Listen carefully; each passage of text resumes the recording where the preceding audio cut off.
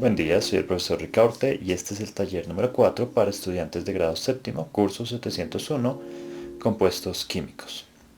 En este taller vamos a ver un poco la definición. ¿Qué es un compuesto químico? Básicamente es la unión a nivel química de dos o más elementos químicos. Recordamos el taller pasado, vimos la tabla periódica y en el taller anterior a este, la composición de la materia. Como saben, la unidad fundamental de la materia es el átomo.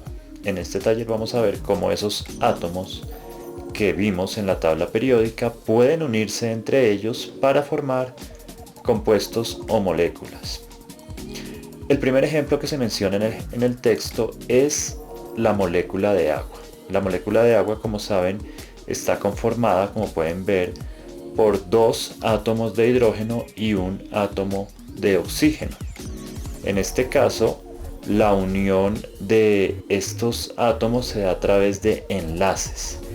Esos enlaces están conformados por electrones que se comparten en la zona externa de estos átomos. En este caso, la unión de estos genera un aparente ángulo estando en el centro del oxígeno y los hidrógenos al lado y lado. Otro ejemplo que podemos ver que es de muy fácil entendimiento es la sal de cocina, que está conformada por un átomo de sodio, Na es el símbolo, y un átomo de cloro, Cl es el símbolo.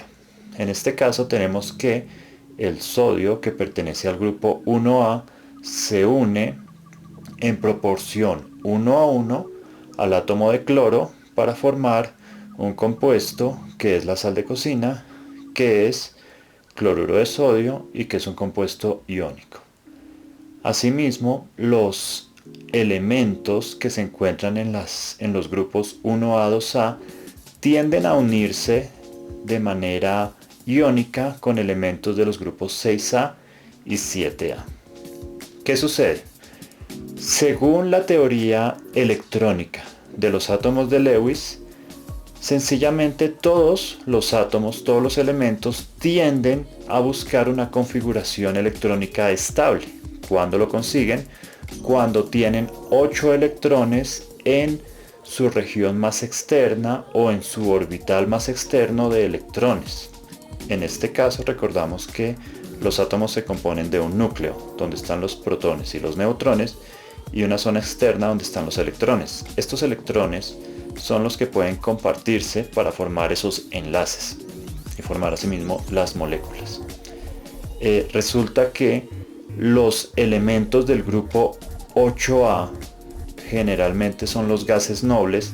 Esos elementos no tienen reacción con prácticamente nada en la naturaleza. ¿Qué significa esto? Que son elementos muy estables que no reaccionan y tienen una configuración electrónica que nota 8 electrones en su último orbital.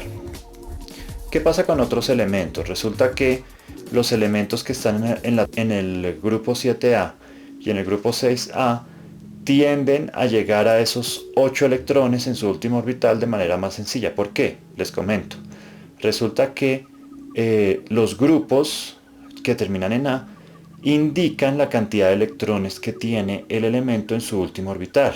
De esta manera, el sodio, por ejemplo, se encuentra en el grupo 1A, tiene un solo electrón en su último orbital, mientras que el cloro tiene 7 electrones en su último orbital. Entonces, ¿cómo se unen estos elementos?